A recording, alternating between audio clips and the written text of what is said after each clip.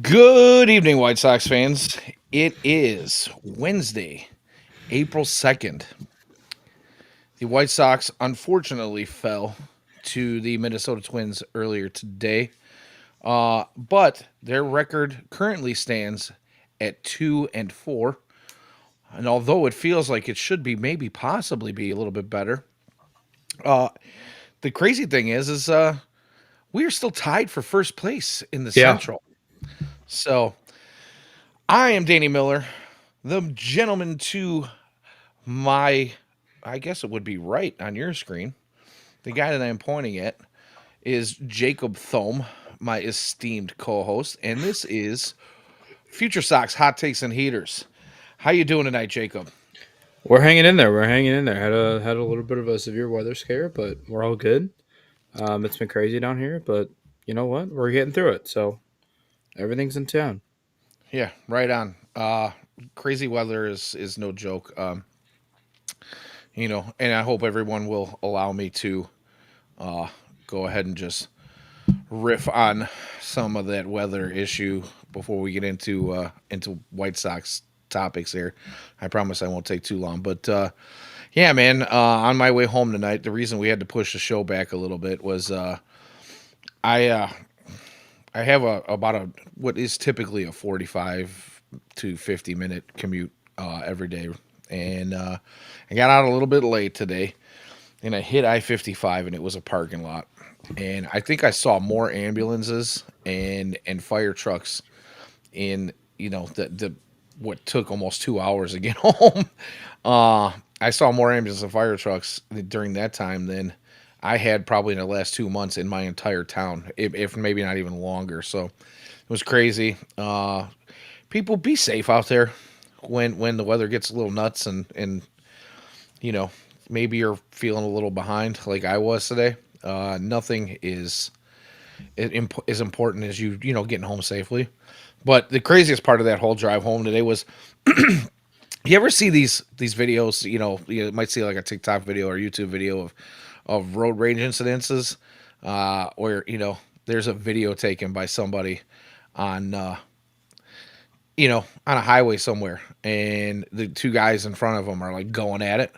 I had that incident today on my way home after I got through all the crazy wrecks and all the ambulances and fire trucks. Literally about a mile down the road, I-55 and 355 has been under construction for what feels like forever, and they split two lanes down with the big concrete embankments on both sides. And these guys they start rubbing like they're on a NASCAR race.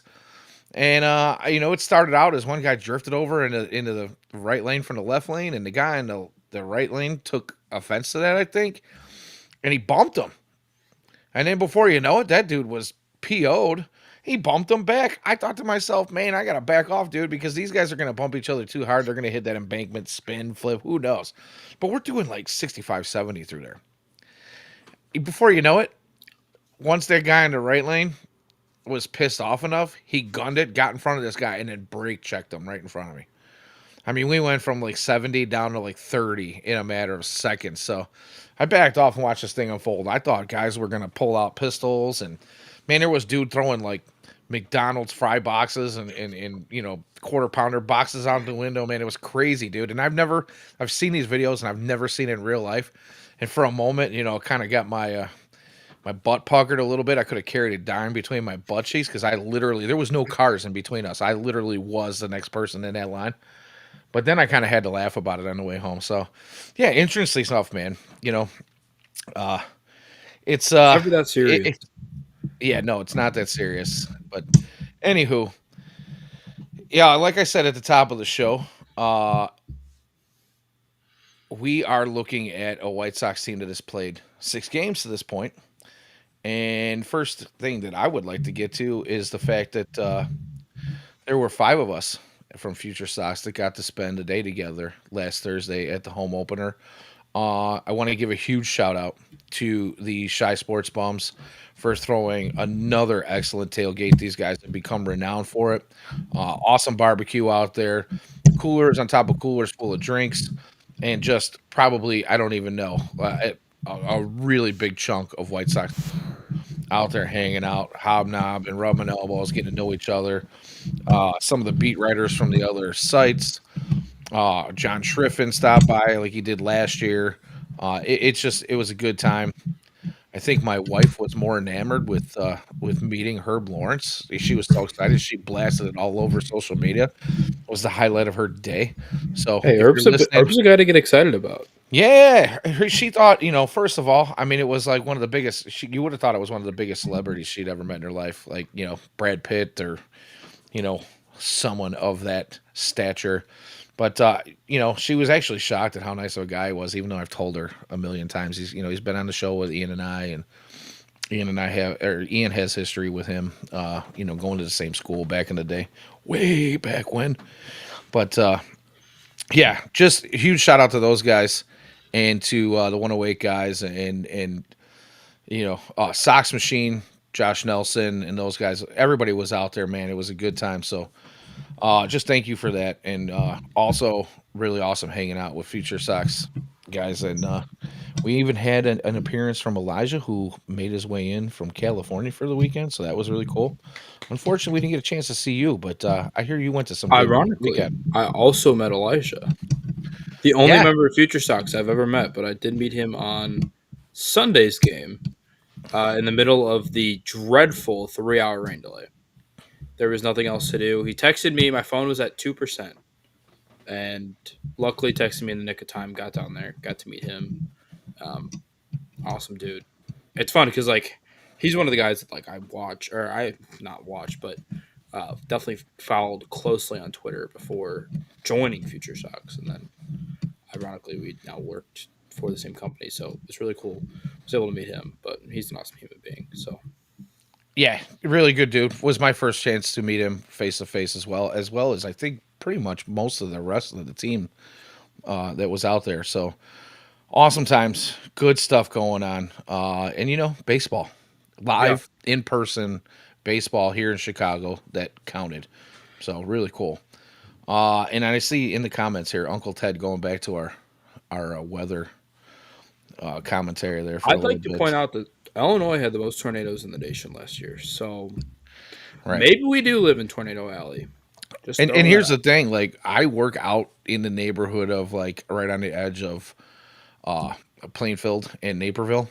And Plainfield's been kind of known to be one of those places, maybe not so much in recent years, but back in the day they used to get hit like, it seemed like every other week there was before it was starting to get built up, there were like, trailer parks and stuff out there that were just getting annihilated, campgrounds, like Yeah. me being a member of a recreation club, guys out there to do their hunting and fishing and watching their trailers blow away. So, yeah, man, it's kind of like I don't know what you want to call it, the broke version of Alice in Wonderland back in the day, Used to But live in Plainfield. yeah, Fun yeah, fact. Went to I love it Plainfield out there. South for approximately 3 months. Worst high school I've ever went to. I've only went to Okay, three, so Plainfield South was horrible. okay. How old are you? You say again? 22. Okay, you wouldn't Graduated know. in 21. I actually work with a guy who's 25 or 26 who went to Plainfield South, so you wouldn't be in the same class. But anywho, let's get on to some baseball. I do want to make a. I brought up Husky Bardo in the chat this night, asking if we're worried about Colson. 3Ks a day. I am not ready to hit the panic button on him just quite yet. Although he did have some struggles last year, it is very early in this season, and I know how easy it can be after having a guy who's been thought of as one of the top prospects or if not the top prospect for at least part of the time that he's been in the system. Uh, it's easy to watch a slump, but and say that this guy's just not going to make it, and especially in the White Sox organization where we're used to seeing guys who come in and everybody is just bricked up about who this Yeah. guy is supposed to be, and then we see the failure of the development within the White Sox organization. And I don't necessarily want to put everything on failure of development because I think often what happens is a lot of these guys maybe just weren't who we thought they were. You have to Yeah. put some of it on the player, right?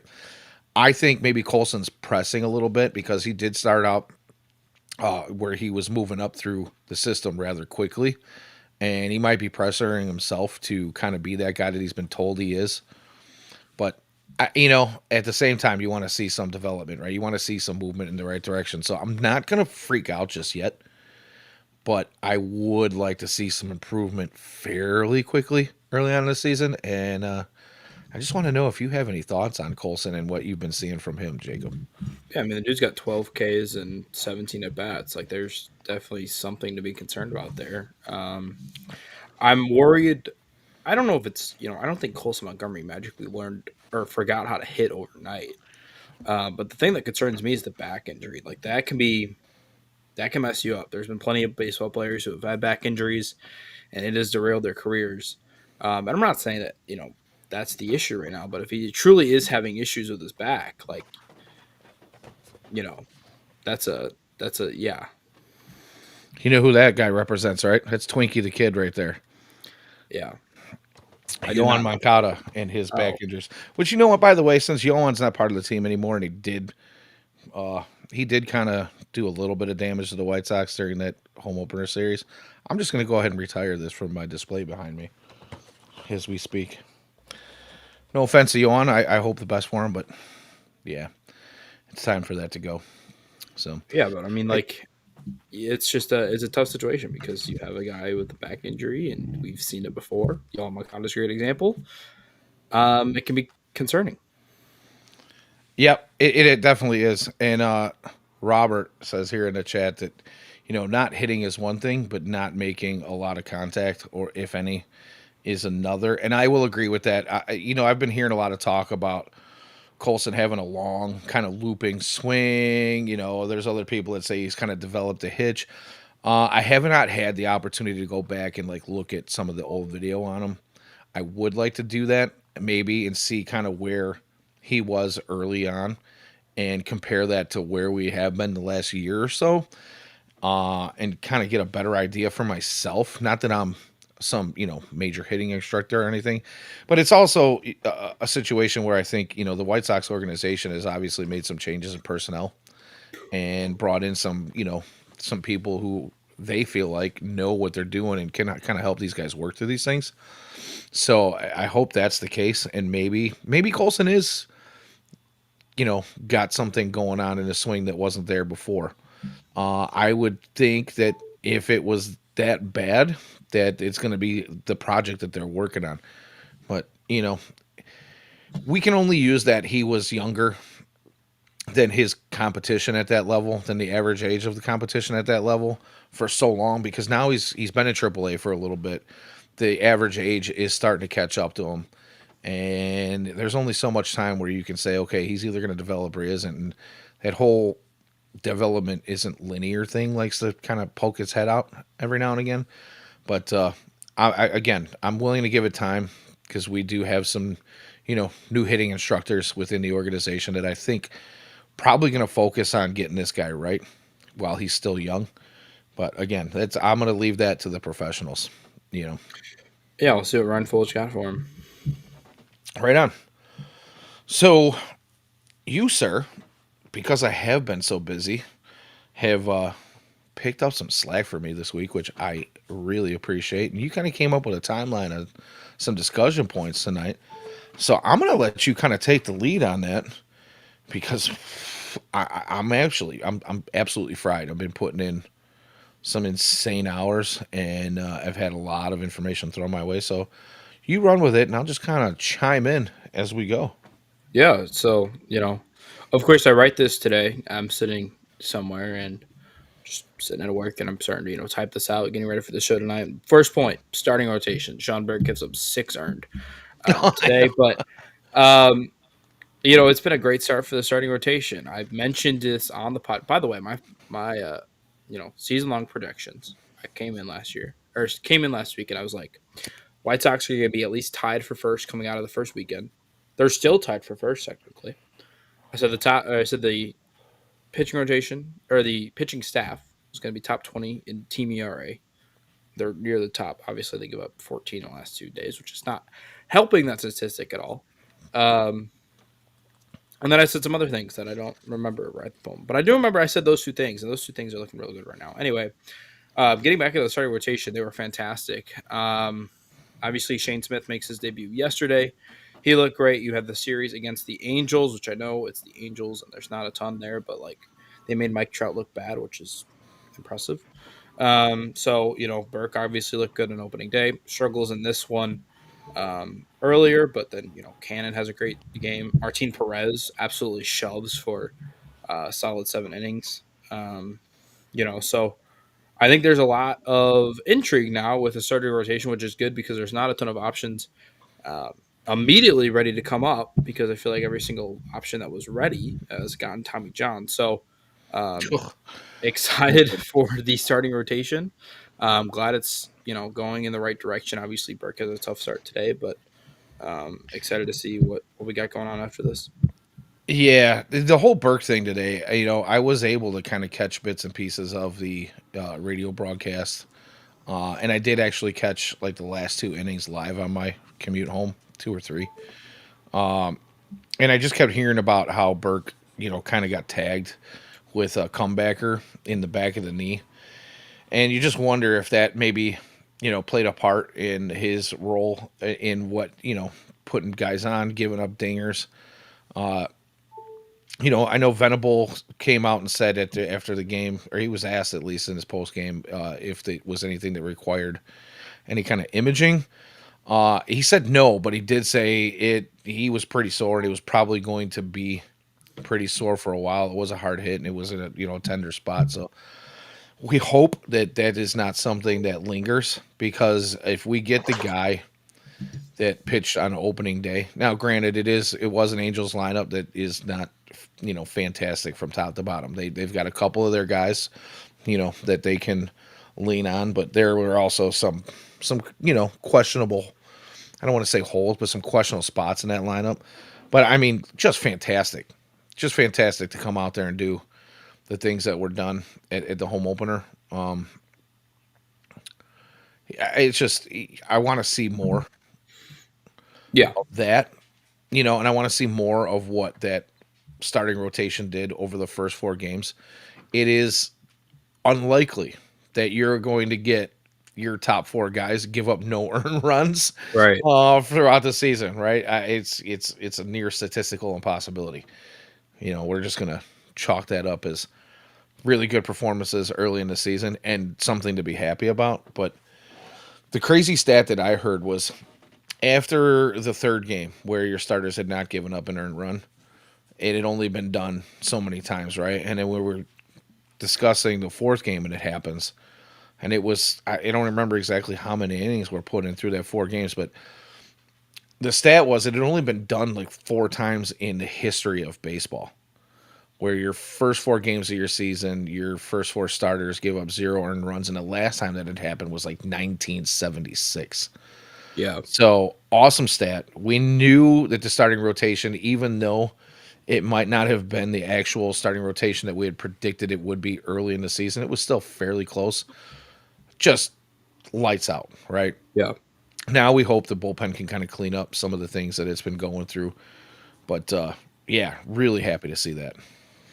yeah. I thought it was very impressive. I think they mentioned this on the broadcast. I think yesterday that if Shane Smith would have got out of it clean, it would have been the first time ever that an opening a rotation had gone 5 straight games open in the season to go 5 innings and not allow an run.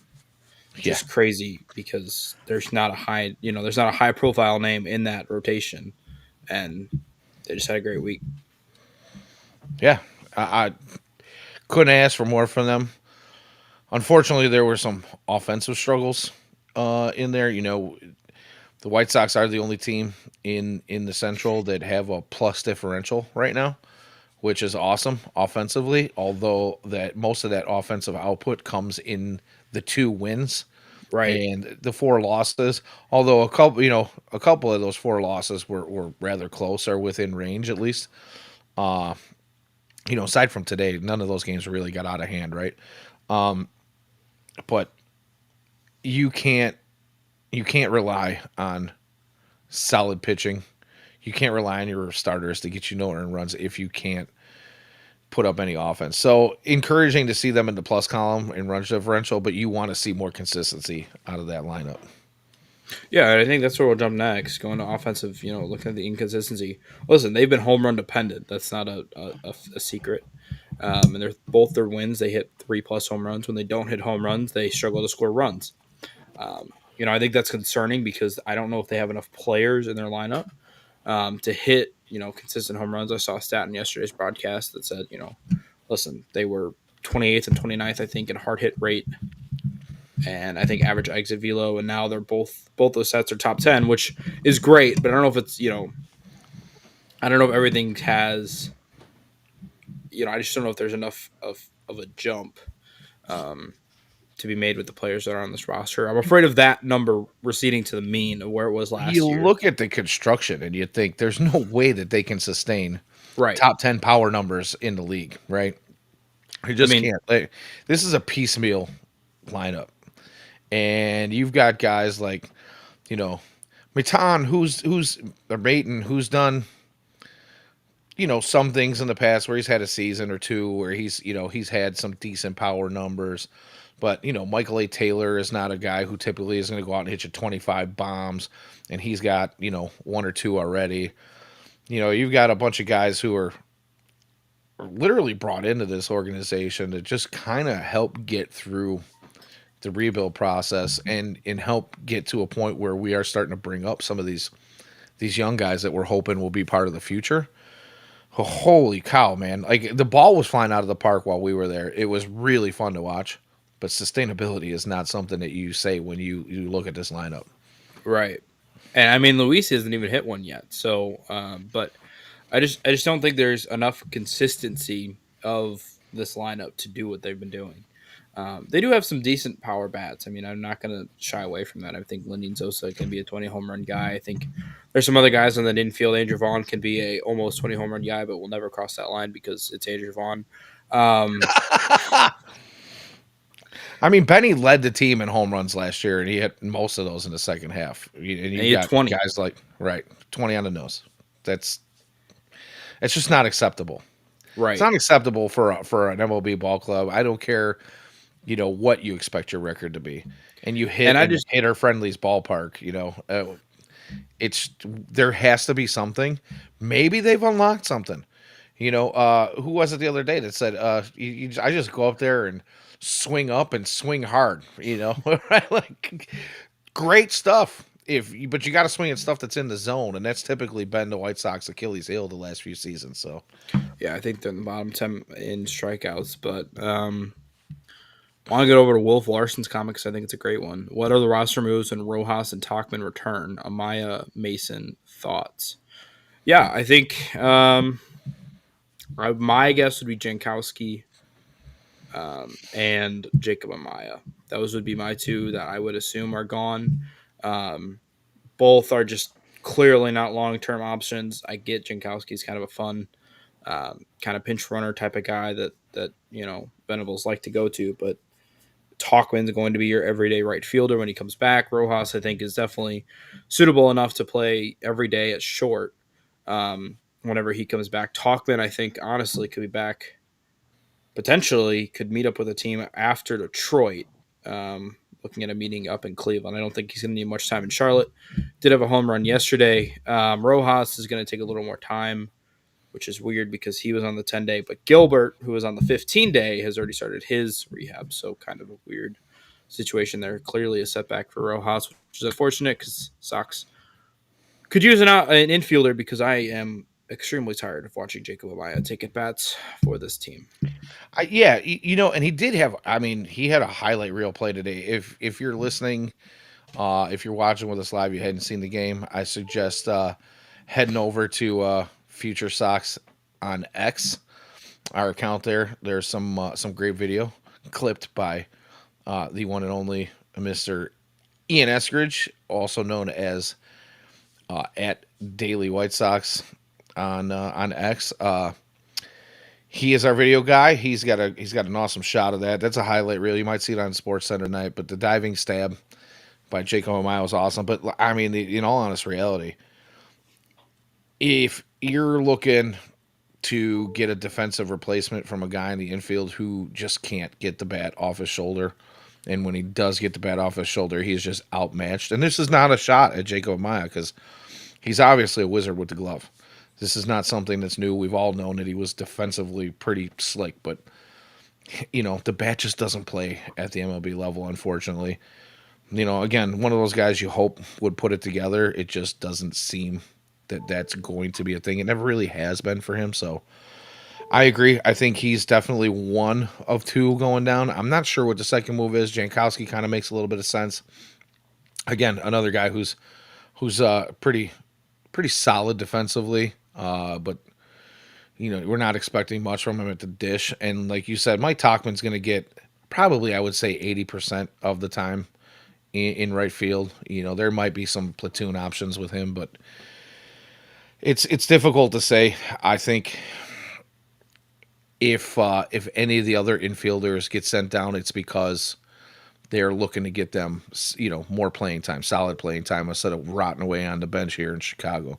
Because there are still some young guys out there that could potentially do that. I don't think it's going to be any like Lenine Sosa or Miguel Vargas, who actually has been keeping up and hitting a little bit. He's played some halfway decent defense. But those guys are both out of options, so they're not going anywhere until it's absolutely necessary, until they show that they can't play the game at this level. So, yeah, those are pretty good guesses, in my opinion. Yeah, I just don't think, Brooks Baldwin's another guy who's another middle infielder who had a fantastic game today, scored the only Sox run, Hey, had a good game that's a yesterday. banger. And he's played some good defense. He's struggled in right field, I think, the one game he played out there, but, he's not going to play much in right when Talkman comes back. So, um, excited to see what those guys can do when they get up here. I think it's going to be a huge help for this team, adding to legit major league, average hitters. They're not, going to blow your socks off, but the Sox could use a solid, a pair of guys who can either go at 5-6 or wherever they slide in the lineup. As my computer continues to have a stroke. Oh my goodness. Yeah, I was wondering what that beep was. I'm trying real hard not, to not address it, but No, it's horrible.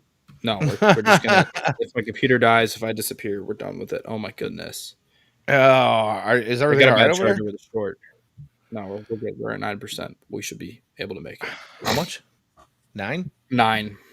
9, and we got I don't know, probably got about in the neighborhood of 30 minutes to go. So No, we'll tots make and it. tots and pears, dude. Yeah. If not, we'll just we'll go with the annoying Hey, beep man, for the next. I can fly solo for a little bit. It's all good. So, I'll but watch first, it. I'll make sure. But yeah, right on. getting back into it, I think it's huge for the offense to have two legit major league hitters, which Jacob Amaya and Travis Jankowski at this point of his career are not. Um, listen, I don't blame Chris Getz for having Jacob Amaya in there. I think makes sense. Defensive guy, you knew what you were getting with the bat. But yeah, it's been a rough start for him to say the least, and excited to not see him watch. Excited not to watch. Excited to excited when he'll be off my baseball team. We'll go to that because brain can't put watch. It's not working.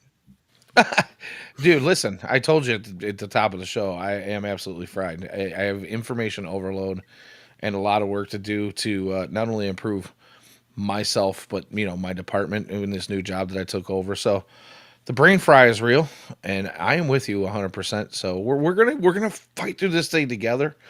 The No, we're having chat's been fun. We're having a good awesome, day. helping us. Yeah, well, I mean, in the chat, you guys are fantastic. Batista here, David Batista, telling me that we're gonna have a. I'm sorry, is it barista? My bad. See, I'm right there with you. I'm fumbling and bumbling, and we're gonna. He's fumbling. He's bumbling. He's rumbling.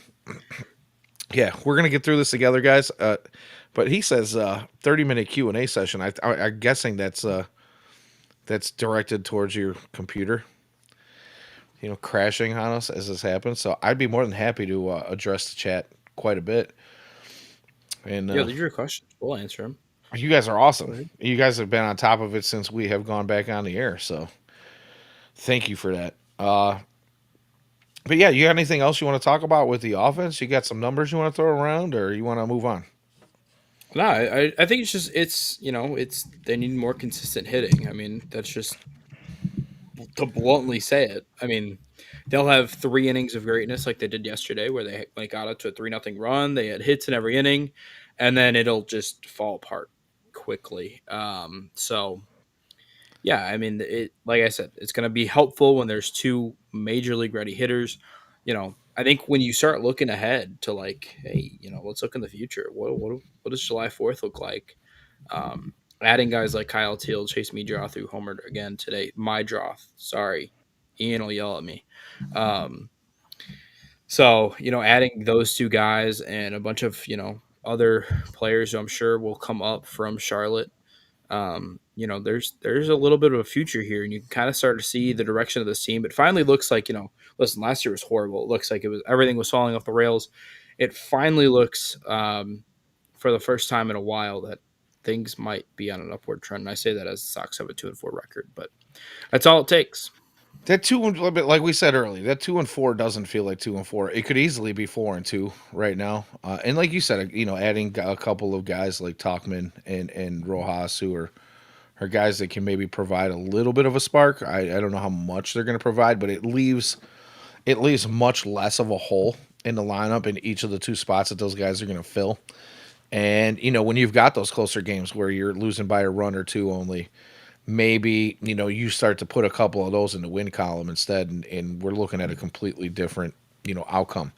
The other thing that I asked you if you had any numbers you want to throw in, and I'm kind of glad you didn't, because I listen to other podcasts. I watch Sports Center. I try to watch. I'm listening to the radio, trying to just take in as much as I can. And everybody and their brother out there is doing the way too early numbers, and what can you glean from that? And my thought exactly is it's too early. None Yeah, of this really means anything. You don't know. These ball clubs who are spending almost every waking minute together for the last 2 months in Arizona and then coming here and playing live baseball, I don't know if they are really sure 100% who they are as a team right now. They're going to come out and tell the media. They're going to come out and tell the fans, this is our identity and this is what we're striving to do, because they have to. They don't have a choice. right. The media is asking these questions. Everybody and their brother on the socials is talking about these kinds of things. Who is the team this year? Who did we get in free agency? Who did we spend money on? Who did we release and let go? In the White Sox situation, like David Barisa says in the comments here, how much of an upgrade is Will Venable? Because really, that is the biggest move the White Sox have made in this past offseason is Will Venable and the staff that he hired to help turn this ball club around. So, when it comes down to numbers, I don't want to get into it. Not yet. Right. Not yet. Again, in the chat, it'll be too early at the end of May. I think that's probably a better barometer, though, because now you've got the full month of April and May under, in the books, and you can kind of see who's who and what's what. And there's going to be movement on this roster, aside from just guys like Talkman and Rojas coming back. There's no doubt in my mind there's going to be movement throughout the minor league system at that point. Because you get to the end of May, you're getting into early June. You're only a month away from the break, Right. right? Or just more than a month away from the break. So if you don't have an identity, or at least the semblance of identity at that point, you know, uh, I think you're probably you don't belong in the job that you're in. So I won't disagree with what David's saying, but I will say that there should be at least signs of what this team's going to be at that point. And again, maybe they're not the greatest signs in the world. It's not like we're looking to be world beaters. We don't expect this team to be winning the division or even getting a wild card.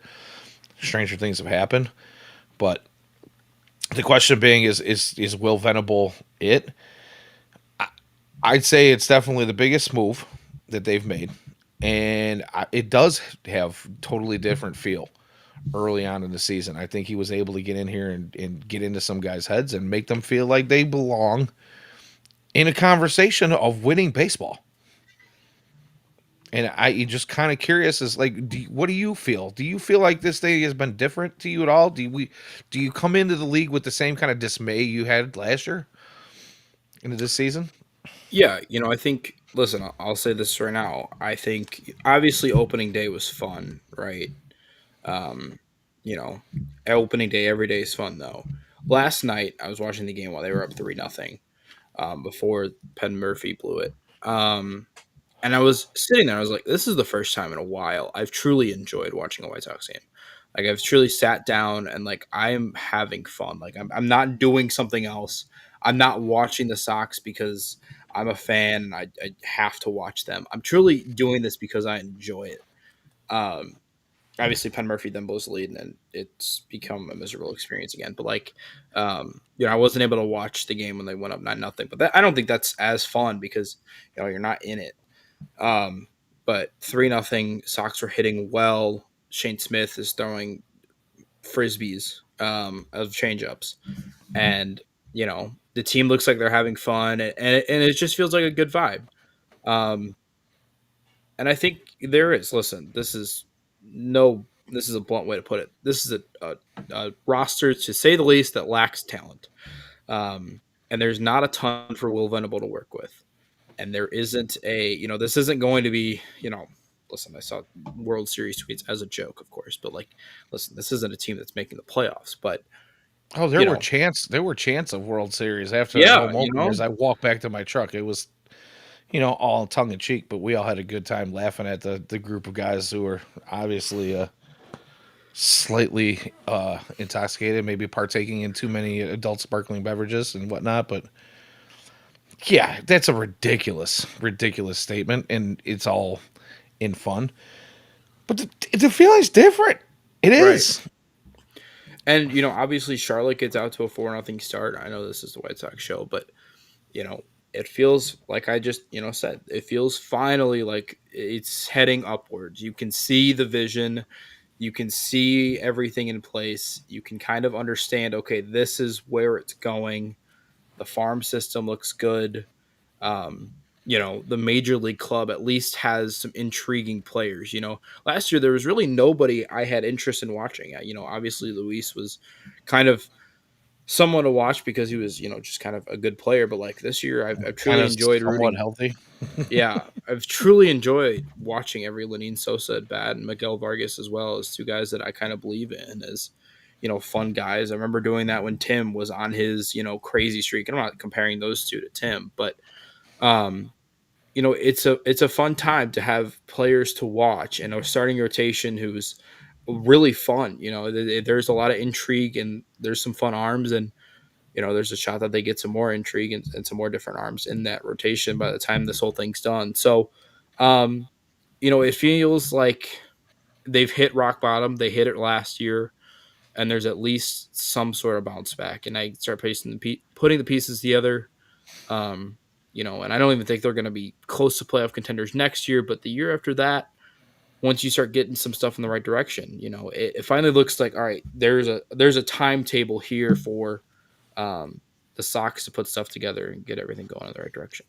It, it, is that positivity I hear? Is that hope? It's hope.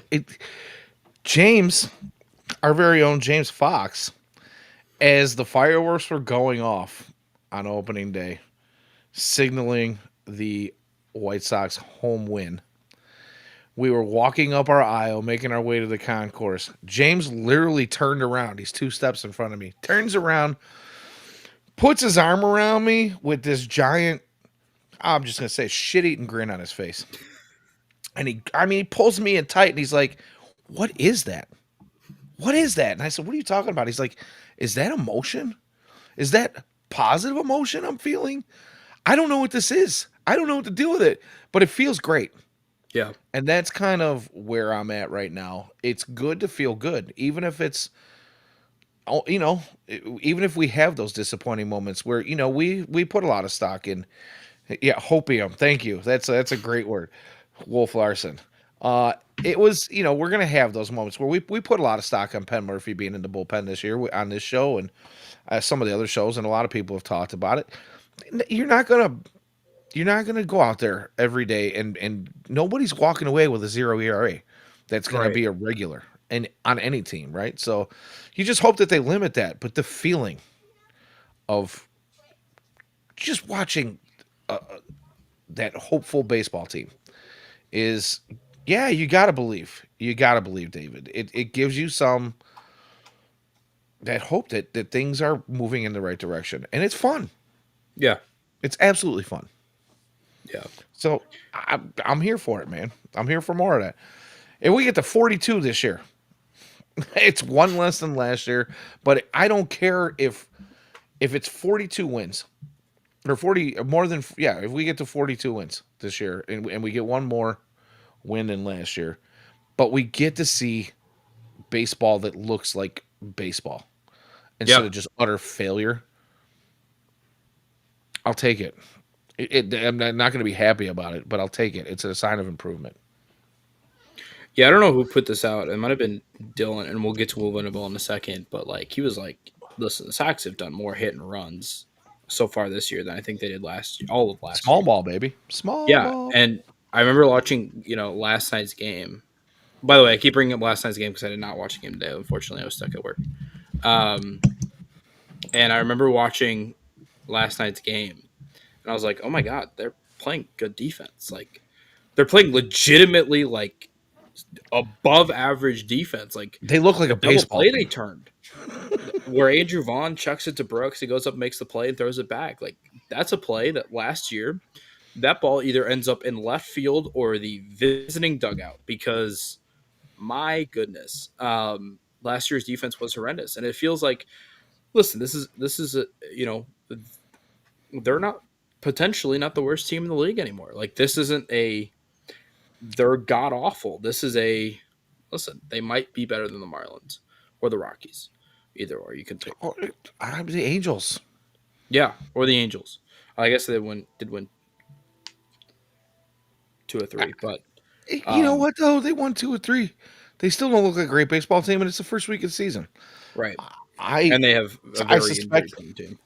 right, and I also suspect that there's going to be quite a bit of roster movement with that team as well. So it may not be the same team that we're looking when we go back and face them again later on in the season. I don't know about you. A lot of folks are talking about facing Sacramento and how that might look. That's a ball club that the A's now, formerly of Oakland, could be. Some people say they did make improvements. Other people are like, it's still the A's. I don't know, Right. but we'll see how that goes. I think there's a chance that the White Sox could, at least be just as good, if not better. So it's a I don't know. There's an energy that I don't want to let go of right now. I am Good intrigued for monster. the weather to get better so I can put the game on outside, sit in my yard by a fire. On the weekends when I'm out at the campground, get my bar set up and do that thing and be outside if I can't be at the ballpark, enjoy the weather and just partake in America's pastime.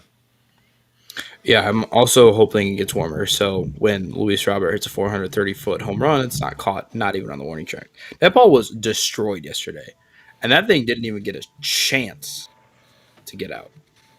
No, no, and Hit a that's few of them. that's baseball in April in Chicago. Uh, as the weather heats up, we'll see some things kind of shift in the other direction. But so, how do you feel about this? Thanks for checking in, by the way, Blank. I haven't seen you in a while. It's good to see you in the chat. So you have any thoughts on his comment, Jacob? Yeah, he does. Truly, he does. And I want to give credit to Chris Getz as well for proper roster construction. Oh my goodness. When there's a lefty on the mound, we play guys who can hit lefties. Shout out Austin Slater. Um, And by the yeah, way, before you continue, I want to, I sometimes forget that we do have a contingent of folks that listen on the recorded podcast version. That question is the manager seems to have an idea of what he's doing. It's weird to think that, and yeah, it is a little weird to think that. So yeah, continue, I please. mean, listen, I think, he got criticized for pulling Shane Smith yesterday. Um, I didn't hate the decision. It's early season. You have a guy who's never made a starter, at least in the major league level. Obviously, he's making his major league debut, but a guy who was largely used as a reliever and was thought to be a reliever, and you're finally stretching him out for the first time. I understand that you want him to power through, but dude had no control. So I don't hate that pull. I think he's gone to relievers at the right times. I think he's done a lot of the right things. I mentioned the hit and runs. I've mentioned, they've played small ball with Jankowski bunting. Um, Benatendi is, yesterday, or I'm going to mention yesterday's game 30 million times. My goodness. Yesterday he had that like weird hit that like went down the third base side that like, duh, that's going to work. Yeah. Yeah. It's just they're playing proper baseball. It looks like it looks like a major league baseball team, and it's fun to watch. So David asks, can you remember some of the MLB debuts for White Sox players that got you hyped? What is your last, I don't know, one or two that you can think of Ooh. that really had you, feeling awesome about the call up? I remember Dylan Cease's. He had some high. It's been a lot of pitching debuts, honestly, because I think a lot of the hitters broke camp. Eloy broke camp, I believe, or he was up very early in the year. Luis, I want to say, broke camp. So it's kind of weird because you're not really excited for their debut. You're more of excited for opening day. But I remember Dylan Cease's debut Eloy, I vividly. believe, didn't he actually? Maybe he did break camp, but he didn't get into a game until the Yankees series that year, and then he hit two Something like dingers that. in that Yeah. series. So, Eloy was really fun to watch that first year. I believe that was what 19. yeah, He was that was a must yeah. watch moment. But it's been a lot of the pitchers. I think any of them coming up. I'm trying to think of some of the other guys. Obviously, I don't think there was much anticipation for Gio's debut that I remember. Um, I remember going to Michael Kopech's yes. debut, and the energy in that stadium that day was absolutely amazing. And it was unfortunate that he only got to pitch 2 innings because we ended up with like an hour plus rain delay. And I mean, the first 2 innings, the first inning was a little shaky. We kind of chalked that up to being amped up and going out there and all having that nervous energy is your first time taking the hill for the White Sox, and after being talked about for a couple of seasons. But it was awesome to see that, and unfortunately, we saw how that turned out. The one, I hate to say it, but I've got to go back a ways to get to a position player that I was hyped up about that actually ended up working out. And I'm probably going to go back to when you were like a child, but when Alexi Ramirez came up, his rookie season was absolutely fantastic. He was a big catalyst in getting to the blackout game, if you remember that, Mhm. the Yep. original blackout game. I think it was game 162 to force game 163 I was at. Afternoon game, kind of misty against the Tigers, where the White Sox, were battling back and forth, and it came down to in like the sixth inning, I want to say, Alexi Ramirez hitting his like fourth or fifth grand slam of the year in game 162 to force 163. Leading all rookies ever for grand slams in a rookie season. That kind of energy, I can't think of a position player that's come up that I've been like, this is the dude. Yeah. Besides Um, maybe Luis Robert, who can't stay healthy. Jose is another one. Obviously wins Yeah. rookie of the year in 14, but that doesn't really count because he was obviously signed to a massive contract out of Cuba. Alexei, by the way, is my favorite baseball player of all time. Fun fact. Um, Really? Loved Alexei Ramirez. Loved shortstops. So Remind me to tell you my story about that game with him, because I've told it on the show before and I don't want to spend too much time. But yeah, Alexi and I actually had a moment together, the really. two of us, in that game, and I'll explain. I don't know. Let's ask the chat. You guys want to hear the story or not? Because I feel like we're getting off topic. But before we move on, I'll give them a chance to respond. But yeah, we actually did have a moment. I'm not trying to take any credit for that grand slam, but I mean, we met eyes. He pointed at me. I pointed at him. He heard what I said. We had that bro moment, and I'll get And then into he that. hit the But grand slam.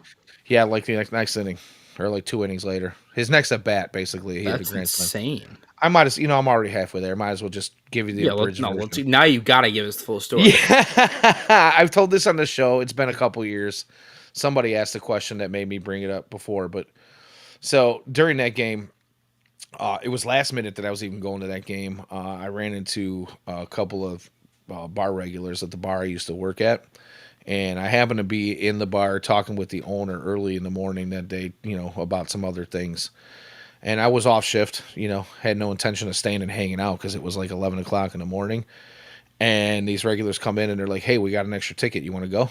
And I was like, "Heck yeah, I want to go."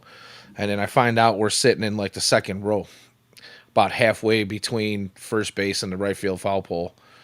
So I was like, "This is even better, absolutely free." Right. And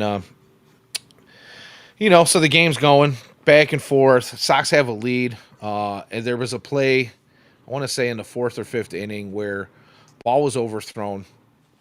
Canerco's have played first base. Ball's overthrown. Alexi's at second. If you remember, he started that rookie season where he played second base before moving over to short. He's at second. He grabs the overthrown ball, but it gives up either the tying run or the leading run for the Tigers. And he picks it up probably about 30 feet or so away from me down the wall. And he's obviously frustrated. He's slamming the ball in his mitt and he's cussing in freaking Spanish. And it's cold and misty, and I'm 3 sheets of the wind at this point because we had a Right. couple roadie sodies and something in the parking lot. And all I do is I stand up. There's nobody in row one front. Actually, I moved down to row one and I had my feet up on that concrete wall right there. And that happens, and I just stand up and I look at him. Alexei at the top of my lungs, and he turns around like, "Holy crap, who's this loud guy?" And all I said was, "Get him back with the bat. Get him back with the bat." And he knew, he understood what I said. He looked right at me. I looked at him, and he gave me the, F yeah, finger point. Very next at bat, he comes up, bases are juiced, Sox are either tied or down by one. I can't remember the exact scenario, and he hits the go ahead grand slam home run, which ends up forcing game 163. So that's my Alexei Ramirez story. I hope to someday get a chance, an opportunity to meet him and see if he even knows what the hell I'm talking about, because maybe I just dreamed this whole thing. But I was there. It felt real, and it was awesome. By the way, if you ever want to be hungry, follow him on Instagram. He posts like, dude, his stories are insane. He's just like always cooking food. Makes me very hungry. Looks like fantastic food. Um, Great follow on Instagram, Alexei Ramirez. Right on. Good to know. So sorry if I blabbered on a little bit there, but that's a fun one. No, that It was a was great for me. story. So what else would you like to get into? Do we want to get into some heaters? Sure, you want to get into some hot takes and heaters? Let's do that. Yeah, let's do that. Let's get into it. Let's start with heaters because I haven't thought of my hot take yet, and we'll have to get through that. Lenny Sosa. I want to start there because I'm a huge Lenny Sosa guy. Ah, you stole mine, but I'm Oh. okay with that. Yeah. So no, you know what? No, I'll let you have him, because I'm gonna give a guy that you definitely are not gonna talk about. Okay. Um, I'm gonna hop over to Frazier Ellard. He's Yes, pitched another favorite. 2 games out of the pen, um, 2 1/3 pitched, and he's been fantastic. Listen, there was some Twitter Discord saying we need to get rid of the E's, being Brandon Eisert and Frazier Ellard, but couldn't get rid of them because they're the only 2 lefties.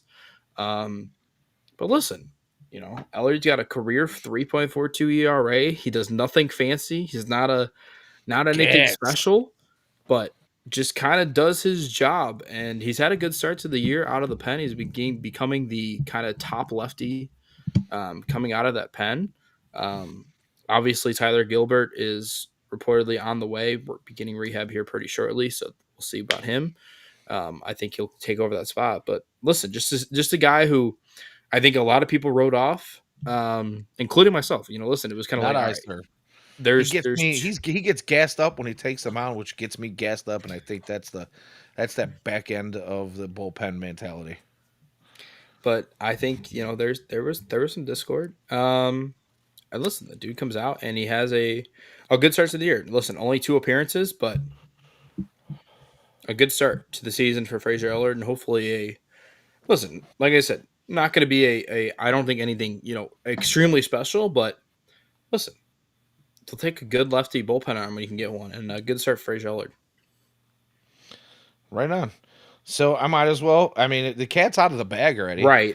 We're looking at Lenine Sosa, and you know, I have not been shy about saying that I really want this guy to succeed.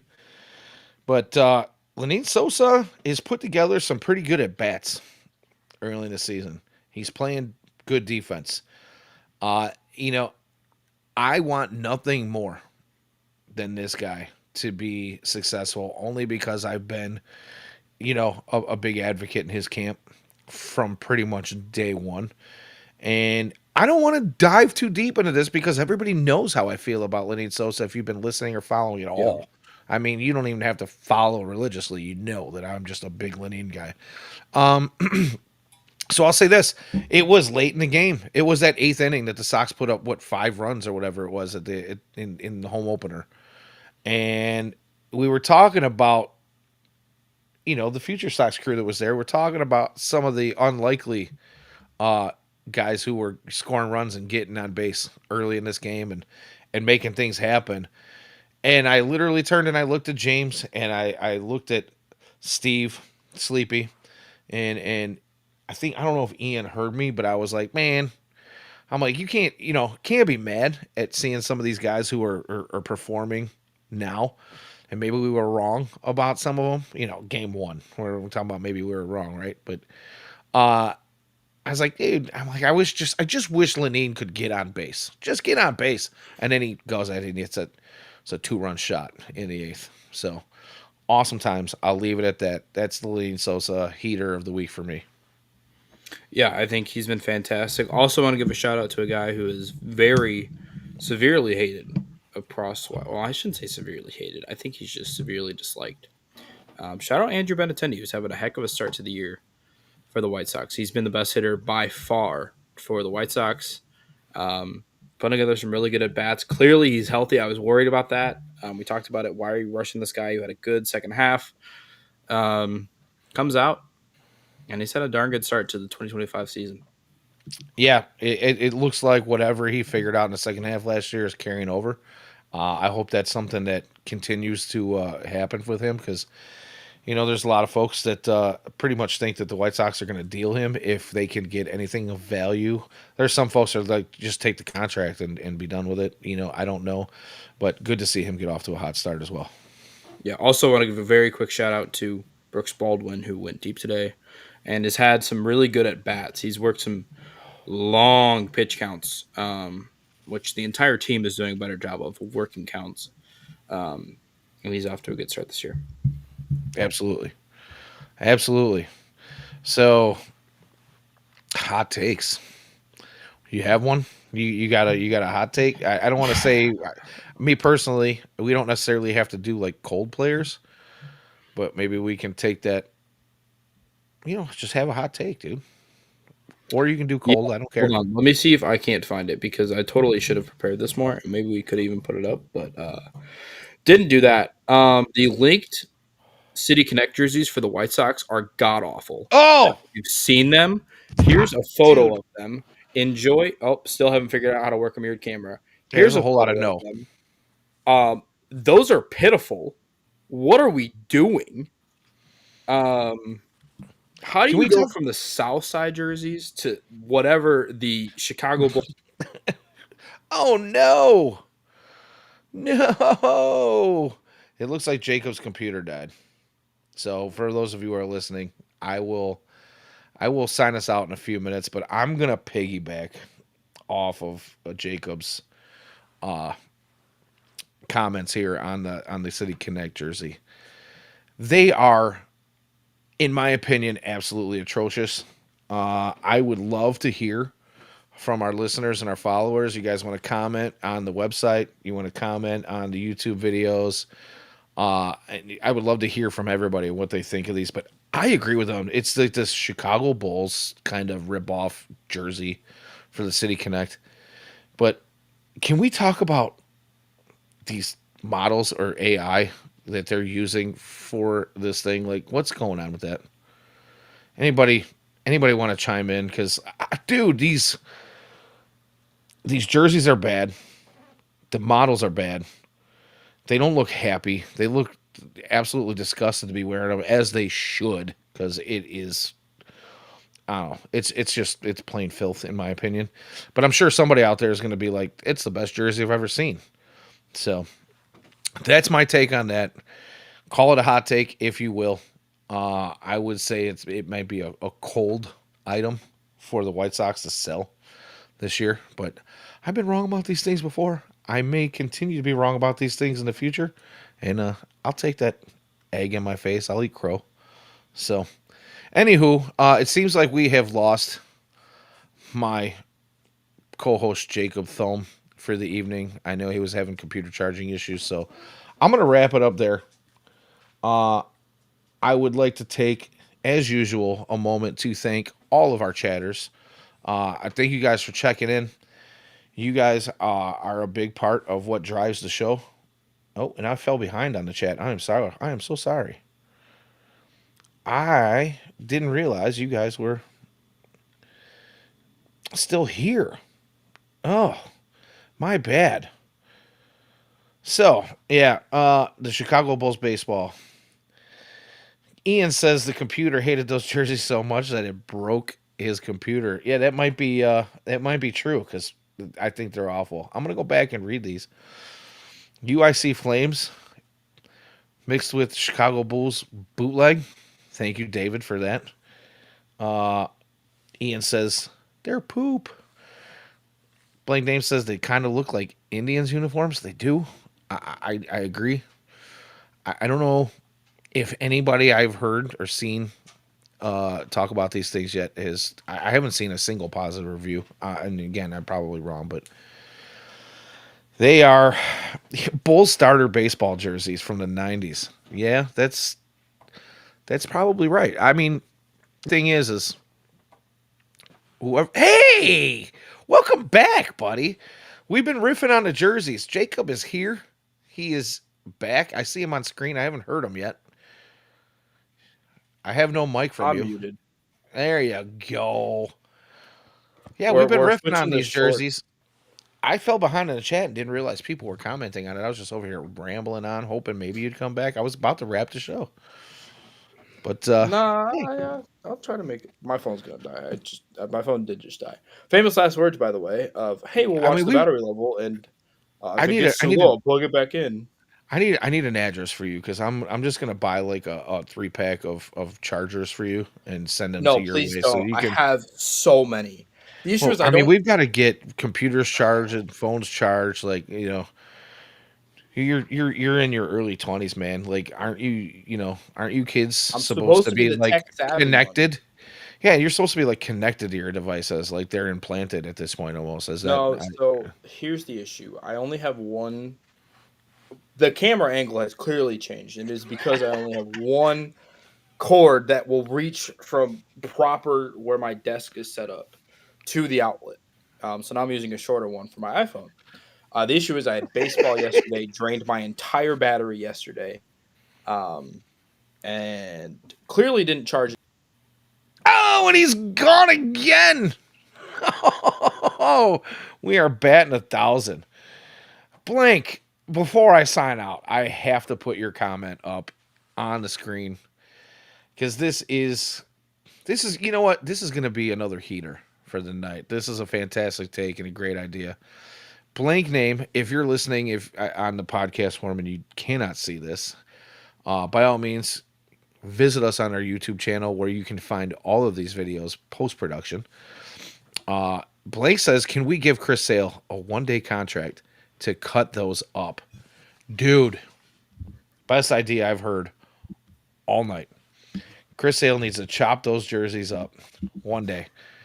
We gotta we gotta get him over here. I don't care if we just get him if we send those jerseys over to the visiting dugout when he's in town.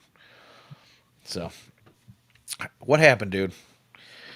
What I happened? was here. I don't know what happened. I never left.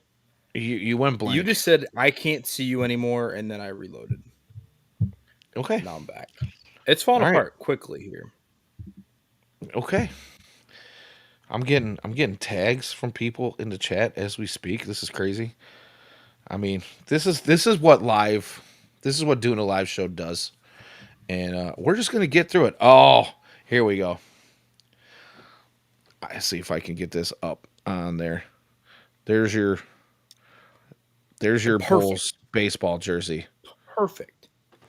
That's courtesy of again our very own Mr. Ian Eskridge, who's on top of all our visual graphics around here. It seems like, although Jacob is also a graphics guy, so we're gonna have to see what he can come up with between now and Ian's next had a week. busy day. Listen, we had Ian's been cutting everything. Stuff Dude, from he's scrimmage, Charlotte. Now he's he's in a here. magician. He's a magician, and he is the hardest working man in White Sox Twitter / White Sox podcasting and blogging. The dude's just there's no stop in his game. Boom. Look at that. Still He's working. he's he's making shorts as we speak. The guy's probably got like now he is a tech. He's a very tech savvy guy. He has to be because it's part of his profession. It basically is his profession. So I'm sure he's probably got like 13 screens around him, and he's probably working like 4 mouses and 6 keyboards at the same time because he's an octopus. I think there's the only way. That's the only way he can get this Did you stuff find done that out while on following his Thursday? son's baseball team and doing all the fatherly duties that he does and taking care of French bulldogs and a wife and just 4 and 2. He says, "My bad. That's all. Just 4 and 2. 4 screens, 2 mice, 2 keyboards. I don't know what that means, but the dude's he's got to set up like he's piloting the USS Enterprise." So I'm sorry. What were you saying? I don't know. I don't know what I'm saying. Everything's gone so downhill here in the last little bit. Yeah, you Camera got me angles in messed ramble up. mode. Then I moved it over, and then I felt like everybody was up my nostrils. So now I'm leaning all the way back to my chair, and Oh, that's not a cool thought. I wouldn't want to go up there. Won't find my adenoids. Those were removed when I was 6 years old. I don't even know if that's where your adenoids are located, but here's your fun fact. They're back there somewhere. It all connects back inside there somewhere. We'll find my tonsils though. I went to the ER recently, and I told the ER doc, and I was like, had my adenoids removed, not my tonsils, and she went, "That's rare," and I was like, "One of a kind," and that's So is your computer or your listen. charging It's cable. not the computer's fault; it's the cord's fault and the It's- user's fault. Okay. All right. All right. All right. We'll work with that. But all right, Ian. Well, you have a good night. He's gonna go pick up his kid, and I think we're pretty much done here. We're almost an hour and 10 minutes. Again, I'm gonna go back to doing this. We're gonna sign off. I'm gonna wrap it up and put a bow on it. Since Jacob seems to be here for the time being, he's probably gonna throw a monkey wrench at me before we get out of here. But as I said before, the chat, you guys are the best. You keep us rolling. I saw James Hesterman check in. Thanks for checking in. I missed a few chats in there. I fell behind. I'm sorry. Blink, Wolf, Husky Bardo, all you guys that were in tonight. If I'm forgetting something, I'm sorry. David, all you guys, you're the best. You keep us going. We appreciate you very much. Tonight, again, as I said, is Wednesday the 2nd. You can find us right here every Wednesday, unless otherwise noted, at 8 p.m. I was a little bit late tonight. I apologize, but every other Wednesday you can find us right here at 8 p.m. or on the Purple app. If you are looking to give us a follow on Twitter X, that is FutureSox it's at FutureSox on X. If you like any of the content that you see here on the show or any of our other live shows, you super chats are open, so feel free to support your content creators. If you like any of our written content, you can find that on our website. That is FutureSox.net. And we also have some stuff that is exclusive to our Patreon subscribers behind a paywall. For only $2 a month, you can subscribe to that and get all of our exclusive content. For my co-host, the one and only, one-of-a-kind computer man, charger man, if you will, Jacob Thome, on X at jthome21. I am Danny Miller, at Danny Miller FS on X. We love you guys. It has been fun hanging out. We are going to be back here next week at 8 p.m. And as always, until then, go White Sox.